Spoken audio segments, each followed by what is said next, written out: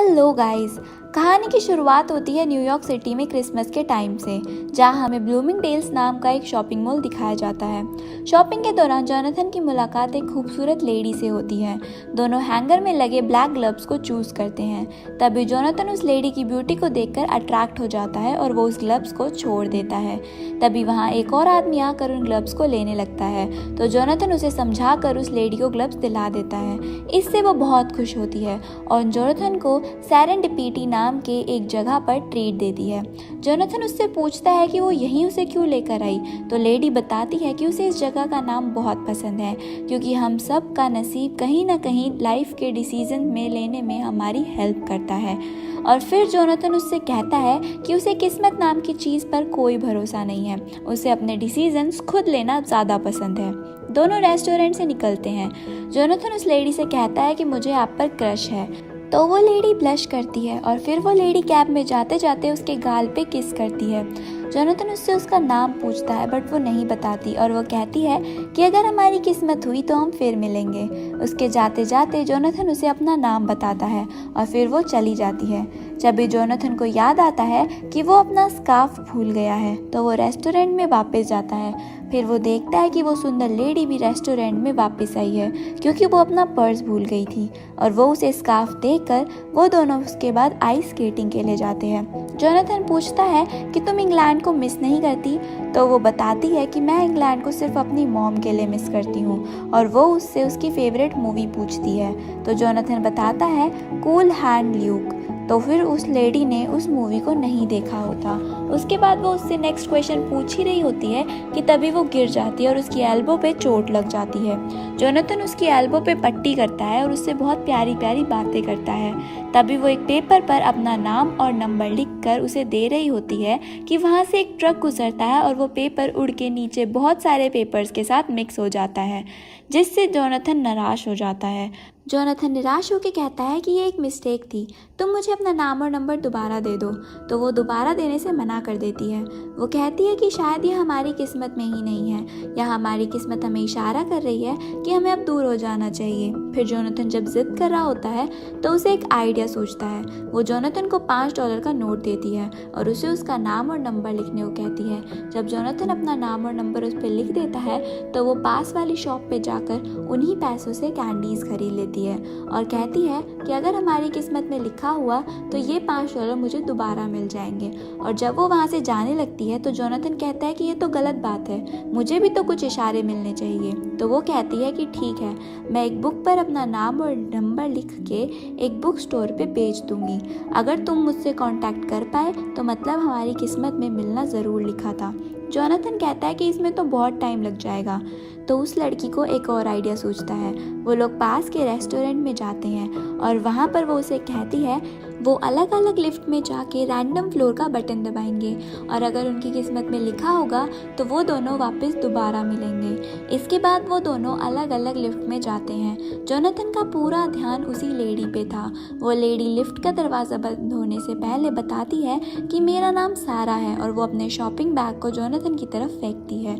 उसके बाद वो दोनों 23 फ्लोर का बटन दबाते हैं और वो लेडी आराम से 23 फ्लोर तक जाने लगती है। जोनाथन की लिफ्ट में एक शरारती बच्चा आ जाता है और वो हर फ्लोर के बटन को प्रेस कर देता है, जिसकी वजह से जोनाथन की लिफ्ट हर फ्लोर पर खड़ी होकर खुल रही होती है। उसके बाद उसकी लिफ्ट बीच में रुक भी जाती है, जिसकी वजह से जोनाथन को पहुंचने में बहुत ज़्यादा टाइम लग जाता है। वो हर फ्लोर पर देख रहा था कि कहीं वो लेडी उतर तो नहीं गई। उसके बाद जब जोनाथन उस फ्लोर पे पहुंचता है तब तक वो लेडी उसका बहुत देर वेट कर कर वापस ग्राउंड फ्लोर की तरफ निकल चुकी होती है। जैसे ही उस लेडी की लिफ्ट बंद होती है, जोनाथन की लिफ्ट खुलती है और वो उस फ्लोर पे आता है। नीचे लोगों की भीड़ में वो कहीं गायब हो जाती है।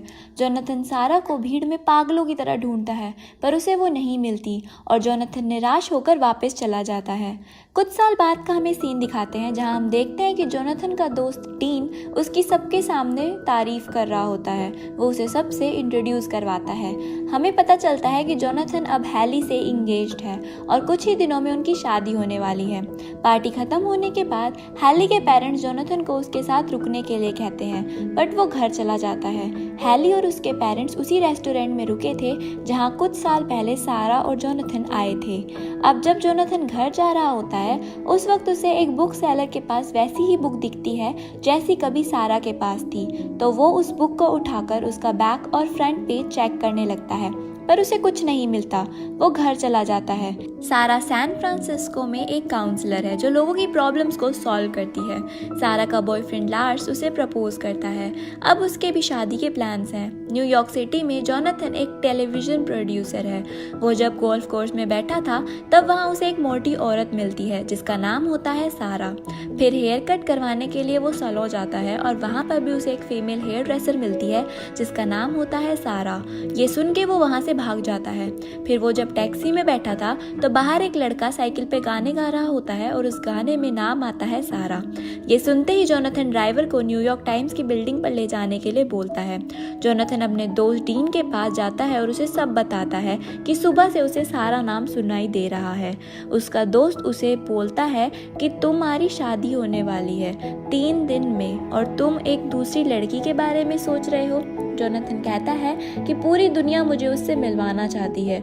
वो कहता है कि अब हम न्यूयॉर्क सिटी में सारे बुक स्टोर्स पे जाके बुक्स को ढूंढेंगे। इससे पहले भी उसने बुक स्टोर जाके बुक में सारा का नंबर ढूंढने की कोशिश की थी, लेकिन तब भी उसे कुछ नहीं मिला था। आज भी पूरा दिन ढूंढने के बाद भी उसे कुछ भी नहीं मिलता। उसके बाद निराश होकर वो घर वापस आ जाता है। वहाँ हैली उसे अपने हनीमून के प्लान्स के बारे में बताती है और वहीं बिखरे कपड़ों के बीच में जोनाथन को सारा का पुराना बैग मिलता है जिसमें उसके ब्लैक ग्लव्स रखे थे और उसमें एक बिल भी था जो ग्लव्स का ही था। सारा से रिलेटेड डिटेल्स के लिए वो ब्लूमिंगडेल्स मॉल में दोबारा जाता है। वहाँ काउंटर पे सेल्समैन से बिल में प्रिंट अकाउंट नंबर के थ्रू इंफॉर्मेशन मांगता है तो सेल्समैन उसे वीकली सेल्स पूरी करने के लिए हेल्प करने के लिए कहता है। जोनाथन वहाँ से शॉपिंग करता है बट उसे इंफॉर्मेशन नहीं मिलती क्योंकि सारा का वो अकाउंट डेड हो चुका था। सेल्समैन जोनाथन को कहता है कि क्वींस जाओ और वहाँ पर तुम्हें कुछ ना कुछ ज़रूर मिल जाएगा क्योंकि सारा ने अपने न्यू क्रेडिट कार्ड के लिए अप्लाई तो किया होगा तो शायद उसका एड्रेस तुम्हें वहाँ मिल जाए।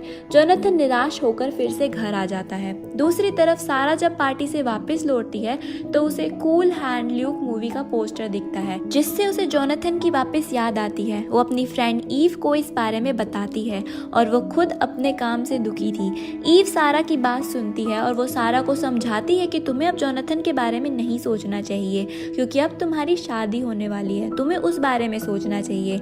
लेकिन सारा को अपनी किस्मत पर पूरा यकीन था और वो इसे एक और चांस देना चाहती थी।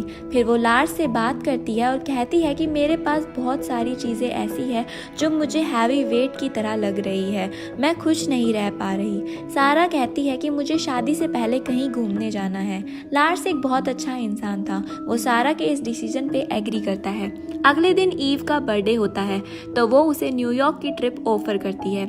ईव सोचती है कि सारा ने उसके लिए न्यूयॉर्क की टिकट्स गिफ्ट की हैं। इसके बाद दोनों न्यूयॉर्क जाते हैं। इसके बाद न्यूयॉर्क में जोनाथन, डेल और वो सेल्समैन सारा की एप्लीकेशन ढूंढ रहे होते हैं और बहुत देर ढूंढने के बाद उन्हें वो मिल भी जाती है। बट डीन और सेल्समैन के खींचने की वजह से वो पेपर फट जाता है और अब उन्हें एड्रेस क्लियर नहीं दिख रहा होता।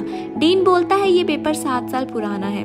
सेल्समैन कहता है कि फिर तो तुम लोगों को बिडिंग लेसिंग ऑफिस में जाना चाहिए जहां तुम्हें पक्का पता चल जाएगा कि 7 साल पहले वहां कौन रहता था। सारा और ईव एक साथ न्यूयॉर्क पहुंच जाती हैं।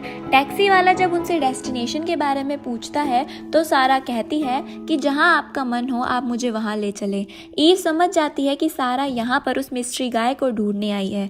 ईव टैक्सी से उतरकर वापस एयरपोर्ट जाने लगती है तो वो उसे रोक के समझाती है कि वो उसे बस एक चांस और देना चाहती है। वो उस मिस्ट्री गाय जोनाथन से मिली थी तो उसे बहुत अजीब सी फीलिंग हुई थी। वो अपने आप को एक मौका दे रही है तो ईव उसे गिव अप करने के लिए कहती है लेकिन सारा गिव अप करने से मना कर देती है। Even as a best friend उसकी हेल्प करने के लिए मान जाती है और दोनों वापस टैक्सी में बैठ जाती है। ईव और सारा उसी रेस्टोरेंट में रुकती हैं जहाँ पर हैली और उसका परिवार रुके हुए थे। वहाँ से निकलते वक्त ईव को चेंज में वही $5 का नोट मिलता है जिसपे जोनाथन की कॉन्टेक्ट डिटेल्स थी। फिर वो दोनों वहाँ से निकल जाते हैं। जोनाथन और डीन वहाँ आते हैं और उन्हें वहाँ पर कोई भी रूममेट सर्विस नहीं मिलती। थी। जोनाथन निराश होकर अपनी वेडिंग रिहर्सल के लिए चला जाता है। वहाँ रेस्टोरेंट में ईव भी हैली से मिलती है। वो दोनों पुराने दोस्त थे, तो हैली ईव को अपनी वेडिंग रिहर्सल में इनवाइट करती है और सारा वापस रूम के लिए निकल जाती है। वहीं कॉरिडोर में उसे लार्स मिलता है। लार्स उसे कहता है कि मैंने तुम पे ध्यान नहीं दिया, मेरा सारा फोकस मेरे काम पे था, मुझे इसके लिए माफ़ कर दो। सारा उससे बिल्कुल भी नाराज़ नहीं थी। इसके बाद ईव वेडिंग रिहर्सल करती है और जोनाथन और हैली उसे अपनी शादी में इनवाइट करते हैं। वेडिंग रिहर्सल खत्म होने के बाद हैली अपसेट होकर कहती है कि जोनाथन तुम आजकल कहीं खोए खोए रहते हो, तुम्हारा फोकस हमारी शादी में तो नहीं है। अगर तुम्हें किसी बात की टेंशन है तो उससे बाहर आओ।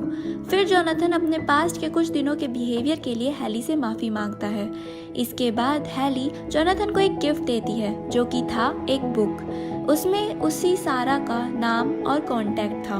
ये देखकर वो शॉक हो जाता है और बिना कोई रिएक्शन दिए सीधा टैक्सी में डीन के पास आता है। डीन टैक्सी में उस बुक को देखकर बहुत खुश हो जाता है। वो टैक्सी में ही उसके कांटेक्ट नंबर से उसका एड्रेस ढूंढ निकालता है। न्यूयॉर्क में सारा लार्स के साथ घूम रही होती है। तब वो वही आइस रिंग में पहुंचती है जहां कुछ साल पहले जोनाथन के साथ वो आई थी।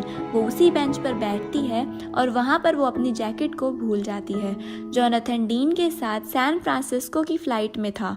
वो बताता है कि उसका कोर्टनी उसकी गर्लफ्रेंड के साथ ब्रेकअप हो गया है। डीन अपसेट था बट वो अपने दोस्त के लिए बहुत खुश था। जब वो सारा के घर पहुंचते हैं तो वो देखते हैं कि सारा किसी के साथ फिजिकल रिलेशन बना रही थी, लेकिन ये सारा नहीं, उसकी बहन कैरोलिन थी जो अपने बॉयफ्रेंड के साथ थी। उन्हें मिसअंडरस्टैंडिंग हो जाती है और वो वापस न्यूयॉर्क चले जाते हैं। अगले दिन सारा सैन फ्रांसिस्को की फ्लाइट में आ रही थी। तभी वो देखती है कि उसके पास ईव का वॉलेट आ गया था। वो ईव को वापस लौटाने जा ही रही होती है, तब उसे दिखता है कि उसके अंदर $5 का वही नोट था जिसमें जोनाथन की डिटेल्स थी। वो वापस फ्लाइट से उतरती है और वहाँ जोनाथन की कांटेक्ट डिटेल से उसका एड्रेस ढूंढ के उसके घर पहुँच जाती है। जोनाथन का नेबर बताता है कि आज जोनाथन की शादी है। वो भागकर वेडिंग डेस्टिनेशन पे पहुँचती है तो वहाँ उसे एक बंदा चेयर फोल्ड करते हुए मिलता है। वो उससे पूछती है कि यहाँ तो आज एक शादी थी, तो वो बंदा बताता है कि शादी तो खत्म हो गई।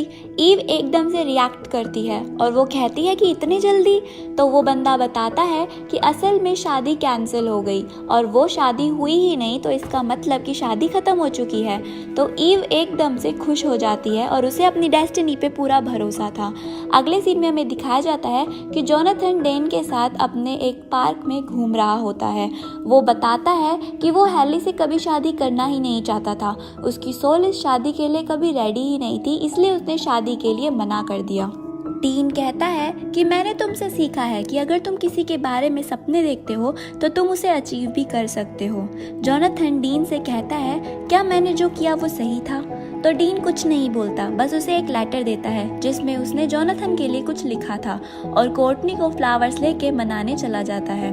जोनाथन चलते चलते लेटर पढ़ता है जिसमें लिखा था कि जोनाथन, एक ESPN टेलीविजन प्रोड्यूसर, अपनी सोलमेट और फियोंसे को खोने की वजह से कल रात ही मर गया।